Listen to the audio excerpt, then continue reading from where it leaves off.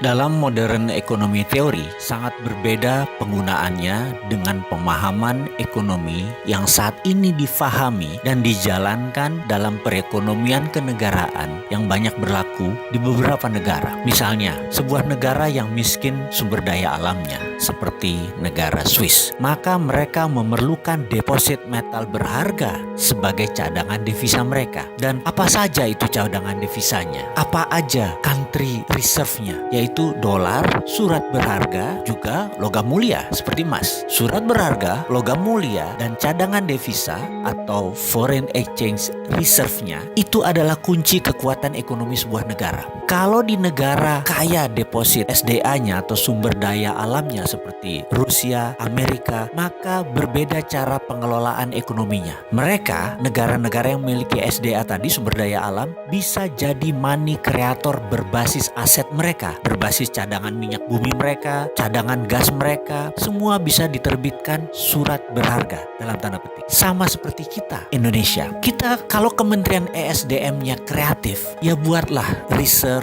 issuer atau penerbit kekayaan negara berbasis minerba. Kita kan punya SKK Migas, Satuan Kerja Khusus untuk Migas. Itu adalah BUMNK sebenarnya. Paham kan? BUMNK, Badan Usaha Milik Negara Khusus. Seperti zamannya Pak Ibnu Sutowo dulu. Kalau lupa nanti saya jelaskan di chapter yang lain. Mengapa kita ke depan tidak buat SKK Minerba, Satuan Kerja Khusus Minerba, atau bentuk lain dari Badan Usaha Milik Negara Khusus Minerba, mineral dan batu bara. Cara kerjanya adalah tugas pertama mereka adalah menghitung aset negara berbasis mineral batu bara tadi dan menerbitkan surat berharga. Nanti siapa yang beli surat berharganya? Ya negara Indonesia sendiri, Kementerian Keuangannya. Itu semua adalah untuk fondasi underlying money creation. Setelah Bappenas menciptakan proyek berlapis, ini sekali lagi kuncinya. Badan yang nanti akan berperan penting di atas Bappenas adalah Sesdalobang, Sekretaris Pengendalian dan Pengelolaan Pembangunan,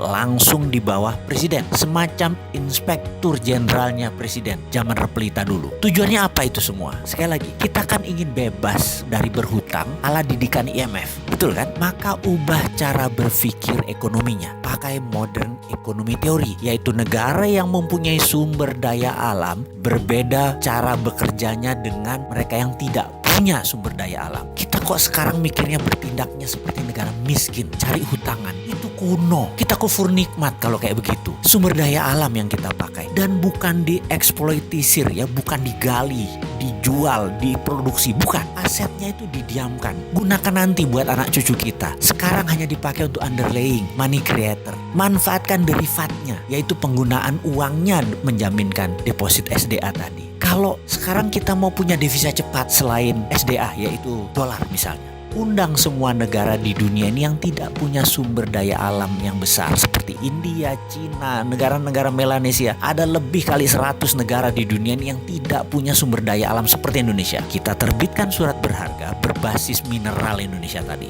Jangan sebut nilainya, sebut saja jumlahnya. Lalu katakan mereka akan membeli 5%-nya atau senilai 200 billion dolar. Bisa saja, ya kita kasih suratnya, dan surat itu sama mereka nanti diapakan. Secara praktek modern ekonomi teori, itu untuk underlying money creation di negara mereka tersendiri. Terserah mereka mau cetak 10 kali lipat, 100 kali lipat, toh tidak akan diambil aset tersebut, di mana mungkin 100 tahun ke depan nilainya ya juga naik 100 kali. Kita sepakat, misalnya yang 20% aset nasional kita tadi, kita jual ke negara lain. Itu namanya sovereign wealth fund versi modern ekonomi teori. Amerika itu pakai sistem ini. Buktinya mereka tidak pernah tuh sedot atau gali tambang mineral mereka, minyak mereka nggak pernah tuh. Paling-paling hanya 20% hanya untuk ekonomi mutar. Lalu misalnya lagi, apa yang Pak Karno lakukan di tahun 1955? Yaitu akan memanfaatkan mineral ini untuk kekuatan ekonomi. Yuk ulangi lagi. Namun sekarang caranya lebih elegan. Dunia tuh butuh Indonesia. Dunia sudah tidak butuh negara yang suka perang seperti Amerika. Negara juga tidak butuh negara Cina yang menjual utang ke negara lain. Jadi masa depan adalah era bergandengan tangan, era kolaborasi, dan Indonesia punya yang